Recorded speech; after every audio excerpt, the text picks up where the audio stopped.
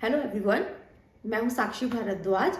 और जैसे कि आप सब लोग जानते हैं कि आप लोगों का जो सीटेट का एग्जाम है वो दिसंबर में स्टार्ट होने वाला है, तो 1 मंथ रह गए हैं, है ना। तो बच्चे बहुत ज़्यादा ही यहाँ पर स्ट्रेस ले रहे हैं कि किस तरीके से वो अपनी तैयारी को करें, है ना। तो देखिए, मैंने अपने यहाँ पर शताब्दी जो सीरीज़ है वो स्टार्ट कर दी है, और ताकि आप मतलब जो बच्चे परेशान हो रहे हैं वो भी मतलब यहाँ पर अगर जिन्होंने नहीं भी पढ़ा है ना, तो वो अगर मेरी इस सीरीज को देखेंगे, मेरे साथ बने रहेंगे, तो वो 30 में से 30 मार्क्स लेकर के आ सकते हैं। तो हम इसमें हम वो वाले टॉपिक्स पढ़ेंगे जो कि सीटेट वालों के इम्पोर्टेंट हैं और जहां से हमेशा से ही वो क्वेश्चन पुटअप करते ही करते हैं, ठीक है। तो अगर आपको भी 30 में से 30 नंबर लेकर के आने हैं तो क्या करना पड़ेगा, आपको मेरे चैनल को सब्सक्राइब करना पड़ेगा। और इसके साथ साथ आपको क्या करना है, इसके साथ साथ आपको मेरे साथ इस सीरीज में बना रहना होगा। और जो भी मैं आपको पढ़ाऊं, आप उसको मतलब अच्छे से आपको पढ़ना होगा पूरी ईमानदारी के साथ। और जो भी अगर मैं कुछ जैसे टिप्स बताती हूँ तो उनको भी साथ साथ फॉलो करना पड़ेगा, ठीक है। तो जैसे कि हमने अपनी चाइल्ड डेवलपमेंट की स्टेजेस स्टार्ट कर दी थी, यानी कि फर्स्ट में हमने अपनी जो मतलब पहली स्टेज पढ़ाई थी, और आज हम लोग यहाँ पर चाइल्ड डेवलपमेंट की जो दूसरी स्टेज है उसको स्टार्ट करेंगे। दूसरी स्टेज यानी कि जो आपकी इन्फेंसी स्टेज है, ठीक है, आज हम उस पर डिस्कस करेंगे। तो बिना देरी करते हुए, बिना टाइम वेस्ट करते हुए हम अपना आज का ये जो टॉपिक है उसको स्टार्ट कर देते हैं, ठीक है। हाँ, और एक बात और याद रखें कि ये जो मैं पढ़ा रही हूँ, इस वीडियो को शुरू से लास्ट तक जरूर देखना। अगर आपको सच में अगर 30 में से 30 मार्क्स लेके आने हैं तो इसको पूरा देखिए, ठीक है। तो जैसे कि अब हम आपको बताते हैं कि जैसे हमने स्टेज स्टार्ट कर दी थी, हमारी आज सेकंड स्टेज है इन्फेंसी स्टेज, ठीक है, जिसको हम बोलते हैं शैशव अवस्था। तो यहाँ पर आपको पहले देखना है कि ये जो आपकी शैशव अवस्था होती है, इसका टाइम पीरियड आपको जानना होगा। देखिए, जो हमारी शैशव अवस्था होती है वो जन्म से 2 वर्ष की होती है, 2 वर्ष तक होती है ना। जैसे कि मैंने आपको यहाँ बताया, लिखा है यहाँ पर बोर्ड पर कि जो आपकी इन्फेंसी स्टेज है वो आपकी जन्म से 2 वर्ष तक होती है। इसको याद कर लेना अच्छे से, क्योंकि ये क्वेश्चन आपसे पूछा जा सकता है। देखिए, जब ये आप वो अवस्था है जब बच्चा अपने मतलब मम्मी के पेट में से, टमी में से जब वो बाहर आ जाता है ना, ये तब उसकी स्टेज उसकी स्टार्ट हो जाती है, ठीक है। तो इसमें यहाँ पर क्या होता है, क्योंकि इस समय अब जो बच्चा जो होता है वो पूरी तरीके से अपने पेरेंट्स पर, अपने भाई बहन पर ही मतलब पूरी तरह से निर्भर करता है ना, क्योंकि खुद तो वो कुछ कर नहीं सकता ना इस टाइम पर। तो इसमें बच्चे का बहुत ज्यादा हमें ध्यान रखना पड़ता है, ठीक है। बहुत ज्यादा उससे प्यार की जरूरत होती है, उसको लाड़ दुलार की जरूरत होती है ना। हम सभी लोग, दुनिया का कोई भी जो इंसान है, कोई भी बच्चा मतलब मनुष्य, हम सब ये जो स्टेजेस जो हम कर रहे हैं इन सबसे मतलब गुजर चुके हैं। तो ये जो मतलब ये नहीं है कि जो सीटेट वाले हैं सिर्फ वही पढ़ेंगे। तो इस वीडियो को तो कोई भी मतलब इसको देख सकता है, हर कोई देख सकता है। जो बुजुर्ग लोग हैं या हाउस लोग हैं वो भी देख सकते हैं, बुजुर्ग लोग, बड़े लोग घर के, और हाउस वाइफ है तो वो भी देख सकती हैं, ठीक है, या जॉब कर रहे हो वो भी देख सकते हैं, या किसी भी एग्जाम की आप तैयारी कर रहे हो देख सकते हो, ठीक है। सीटेट वालों के लिए तो इंपॉर्टेंट इसलिए भाई उनका एग्जाम है, तो आप तो जरूर जरूर देखें। तो अब देखिए जीवन का, इसमें एक क्वेश्चन आपका सीधे सीधे यहां से बनता है कि जीवन का आपका सबसे इंपॉर्टेंट पीरियड यानी कि जीवन का महत्वपूर्ण काल कौन सा होता है, तो कौन सा होता है, आपकी शैशव अवस्था होती है, याद रखना, ठीक है। एक क्वेश्चन आपका ये बन गया, ये पूछ लिया जाता है। और देखिए, सीखने की जो आदर्श अवस्था होती है वो कौन सी होती है, वो भी आपकी इन्फेंसी स्टेज होती है। दूसरा क्वेश्चन आपका ये बन गया, ठीक है। जो जो क्वेश्चन आपके बनते जाएंगे मैं आपको वो बताती जाऊंगी, क्योंकि कोई मैंने यहाँ पर जो भी पॉइंट यहाँ पर कवर करे हैं ना, सारे वही हैं जो आपसे पूछे जा चुके हैं, किसी भी टीचिंग एग्जाम में पूछे गए हो चाहे वो, ठीक है।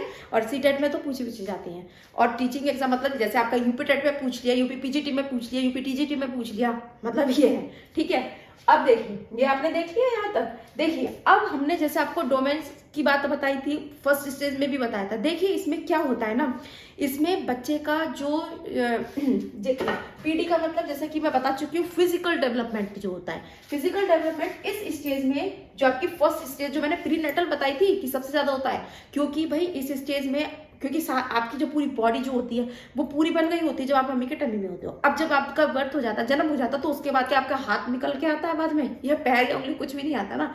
तो इसलिए सबसे ज्यादा जो फिजिकल डेवलपमेंट था प्रीनेटल पीरियड में था। अगर आप उसको इग्नोर करते हैं उससे कम होता है। देखिए, फिजिकल डेवलपमेंट का ये रहता है कि जो आपका फिजिकल डेवलपमेंट होता है ना वो कम होता जाता है हर स्टेज में, ठीक है, कम होता जाता है। लेकिन जो आपका कॉग्निटिव डेवलपमेंट होता है वो तो बढ़ता जाता है, है ना। हमारा जो बुद्धि समझ जैसे जैसे आप बड़े होगे तो बढ़ेगी ना नॉलेज, आपकी समझ बढ़ेगी ना, आपका बुद्धि बढ़ेगी, ठीक। और ऐसे ही आपका जो ये जो आपके इमोशंस ये भी आपके मतलब बढ़ जाते हैं, ठीक है। आपका सोशल जो सामाजिकरण वो सॉरी बढ़ते जाते हैं, ये आपने याद में रखना है। देखिए, तो फिजिकल डेवलपमेंट की अगर मैं बात करूं तो फर्स्ट स्टेज के अगर कंपैरिजन करेंगे तो आपका यहाँ पर कम होगा, लेकिन अगर और स्टेजों की अगर मुकाबले अगर आप देखोगे तो फिजिकल डेवलपमेंट इसमें सबसे ज्यादा होगा। फिर मतलब प्री नेटल स्टेज को आप इग्नोर करोगे, फिर आगे की जो स्टेजेस होंगी ना, फिर सबसे ज्यादा आपका शैशव अवस्था में ही माना जाएगा। तो इस पॉइंट को भी आप याद रखें, ठीक है। अगर आपसे क्वेश्चन में प्री नेटल पीरियड भी दे रखा है तब तो आप प्री नेटल पीरियड लगा के आओगे, और प्री नेटल पीरियड नहीं दे रखा है तब आपको इन्फेंसी स्टेज लगानी है। क्यों? क्योंकि जब अब आपका यहाँ पर जन्म हो गया, ठीक है, तो अब जैसे आप पहले भाई ना बैठ सकते थे ना चल सकते थे, लेकिन अब आपका अपनी बॉडी पर भी कंट्रोल आ गया है। अब आपकी हाइट भी बढ़ेगी, ठीक है, आपकी मतलब आपका वेट भी बढ़ेगा, समझ रहे हैं। और उसके अलावा आपकी जो टीथ है, दांत वगैरह ये सब निकलेंगे, आपकी जो मसल्स हैं वो भी स्ट्रांग होंगी, है ना। तो इसलिए फिजिकल डेवलपमेंट आपका इसमें ज्यादा होगा और स्टेजों की कंपैरिजन में, ठीक है। तो याद रखना जो मैंने चीज बताई है उसको। अब इसके अलावा जैसे अब आपका क्या होता है सीडी का मतलब आपका जो कॉग्निटिव डेवलपमेंट जो होता है ये आपका ये भी बढ़ता है, ठीक है, क्योंकि हर स्टेज में आपका कॉग्निटिव डेवलपमेंट अब आपका बढ़ता जाएगा, ये याद रखना। अब जैसे जीन पियाजे ने भी कॉग्निटिव डेवलपमेंट की थ्योरी जो दी थी, जीन पियाजे ने दी थी, तो हम वहां पर इसको डिस्कस करेंगे, ठीक। लेकिन इतना याद रखें कि जो आपका कॉग्निटिव डेवलपमेंट है वो फर्स्ट स्टेज में तो आपको पता ही नहीं था, क्योंकि जब टमी में हो अपनी मम्मा के, हमें क्या पता आप कितने बुद्धिमान हो, आपको कितनी समझ है किस चीज की, पता है क्या? नहीं पता ना, वो तो जन्म के बाद ही पता चलेगा। तो ये अब आपका बढ़ेगा कॉग्निटिव डेवलपमेंट, ठीक है। और एक बात याद रखें जो इसमें एसईडी आपका जो सोशल इमोशनल डेवलपमेंट जो होता है, इसमें एक इंपॉर्टेंट आपका अब एक टर्म आती है सोशलाइजेशन, यानी कि समाजीकरण होगा बच्चे का। कैसे?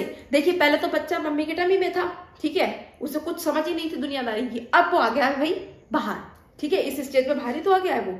तो अब उसका जो समाजीकरण होगा, सोशलाइजेशन, अब वो यहाँ पर अपने आप को क्या करेगा, मतलब अपने आप को ये जो एनवायरनमेंट है उसके अकॉर्डिंग अपने आप को ढालेगा, है ना। तो अपने माता पिता, है ना, माता पिता, उसका जो समाज है, जो उसका एनवायरनमेंट कौन है भाई, उसके माता पिता, उसके पेरेंट्स हैं, उसके भाई बहन हैं, ठीक है।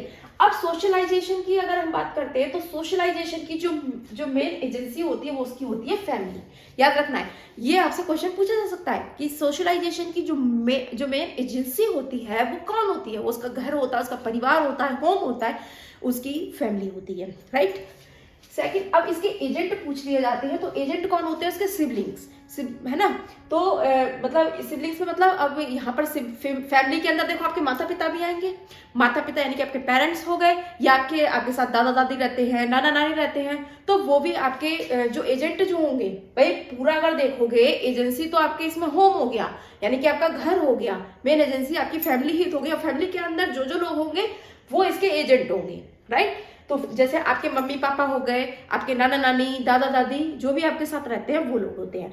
और इसके अलावा दूसरे आपके होते हैं सिबलिंग, जो आपके भाई बहन हैं, छोटे भाई बहन या बड़े भाई बहन, वो सब आपके सिबलिंग्स के अंदर आते हैं। तो क्योंकि अब बच्चे के जो इमोशंस है वो अपनी फैमिली के साथ ही जुड़ेंगे। अभी वो 2 साल का है, इतना तो वो बाहर जाएगा नहीं, जो उसके इमोशंस और लोगों के साथ भी जुड़ेंगे। जितने भी उसके घर में मेंबर हैं उन्हीं लोगों से घिरा हुआ रहेगा, उन्हीं का प्यार मिलेगा उसे, उन्हीं का लाड मिलेगा।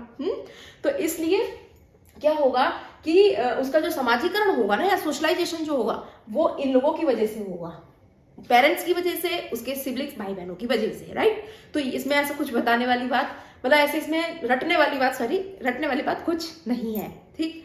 तो ये याद रखना अच्छे से, मगर ये वाली याद रखनी है बात। और एक इसमें एक आपका पूछ लिया जाता है कि यहाँ पे जो बच्चा जो होता है ना, वो मूल प्रवृत्तियों के आधार पर व्यवहार करता है, क्रियाएं करता है। कैसे? अब ये मूल प्रवृत्ति वाला जो टॉपिक है ये आपकी मैकडूगल ने दी है। अब जब हम उस टॉपिक को पढ़ेंगे ना तो वहां पर इसे डिस्कस करेंगे, ठीक है, नाम आया तो मैंने बता दिया। देखिए क्या होता है, अगर एक बात बताओ, मैं आपसे क्वेश्चन पूछ रही हूँ यहाँ पर कि अगर मान लो बच्चे को भूख लगती है तो बच्चा क्या करता है? अब वो 2 साल तक मतलब, क्योंकि जन्म से 2 वर्ष तक का है, जरूर होना है कि यहाँ पे वो उस टाइम 2 साल का ही हो, है ना।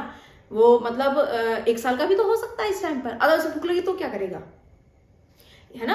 तो याद रखना है वो रोता है, भूख लग रही है तो रो देगा, है ना। गुस्सा आ रहा है तो वो तब भी रो देगा, कुछ चीजें पटकने लग जाएगा, कुछ भी करेगा, है ना। अगर उसे किसी चीज से खुशी मिल रही है, आप उसे हंसाओगे तो वो हंस देगा। तो ये मूल प्रवृत्ति ही होती है, जिसके अकॉर्डिंग वो क्या करता है, क्रियाएं करता है, यानी कि व्यवहार करता है वो। तो ये चीज याद रखना। ये भी क्वेश्चन मतलब ये पॉइंट जो है ये आपसे पूछा जा सकता है, इसलिए इसे ध्यान में रखना। देखो इसलिए मैं बार बार कह रही हूँ कि जो भी मैं पढ़ाऊं उसको अच्छे से कान खोल लो अपने दोनों और सुनो, ठीक है। तो ये तो हो गई हमारी यहाँ तक ये वाली बात कि मूल प्रवृत्तियों के आधार पर वो मतलब व्यवहार करता है।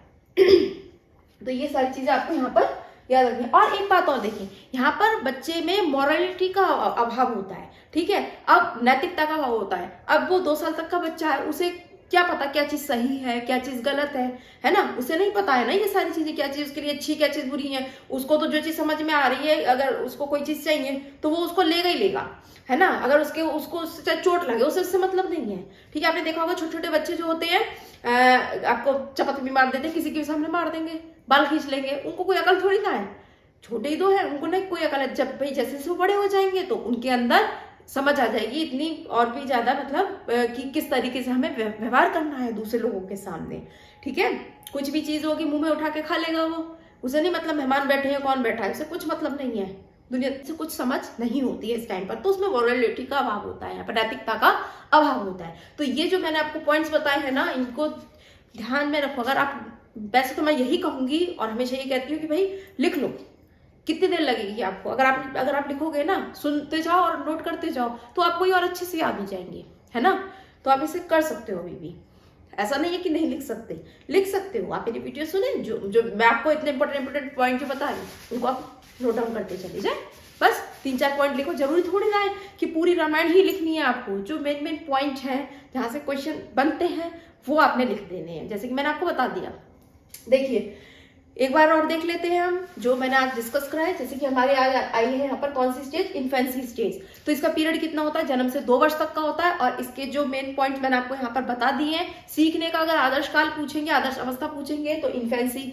जीवन का सबसे इंपॉर्टेंट पीरियड कौन सा होता है, इन्फेंसी, ठीक है। और इसमें यहाँ पर हमने जैसे जो चीज, इसमें मॉरलिटी नहीं होती है बच्चे के अंदर। और क्या चीज था, इसमें सोशलाइजेशन होता है। सोशलाइजेशन की जो मेन एजेंसी होती है उसका घर परिवार होता है, ठीक है। एजेंट कौन होते हैं, उसके पेरेंट्स होते हैं, उसके भाई बहन होते हैं, प्राथमिक कारक जिसे बोलते हैं। तो ये लोग आते हैं जिससे उसका क्या होता है, सोशलाइजेशन होता है। तो इतनी बात याद रखना, मूल प्रवृत्तियों के अकॉर्डिंग वो व्यवहार करता है। भूख लगेगी रो देगा, गुस्सा आएगा चीजें फेंक देगा। तो ये चीजें आपको देखनी है यहाँ पर, ठीक है। तो ये इसे बिल्कुल जो भी चीजें मैंने आपको यहाँ बताई हैं सुन लो, इसे 2-3 बार सुन लो। नहीं लिख रहे कोई बात नहीं, वैसे मैं यही कहूंगी फिर भी बार बार लिख लो नहीं तो 3 से 4 बार सुनो भाई, लेकिन इसे ध्यान से सुनो, आराम से याद हो जाएगी। इसमें ऐसा कुछ नहीं है कि आपको बैठ के रटना है, ठीक है, सही है ना। तो अब हम अपना ये जो वीडियो है इसको यहीं पर क्लोज करते हैं। और अगर आप लोगों को मेरे पढ़ाने का तरीका अच्छा लगा हो और समझ में आया हो तो मेरे चैनल को सब्सक्राइब कीजिए और मेरी वीडियो को लाइक कीजिए, शेयर कीजिए। अगर आपका कोई भी डाउट हो या आपकी कोई भी क्वेरी है तो आप मेरे से कमेंट बॉक्स में जाकर के पूछ सकते हैं। तो मिलते हैं नेक्स्ट वीडियो में, तब तक के लिए बाय बाय, टेक केयर।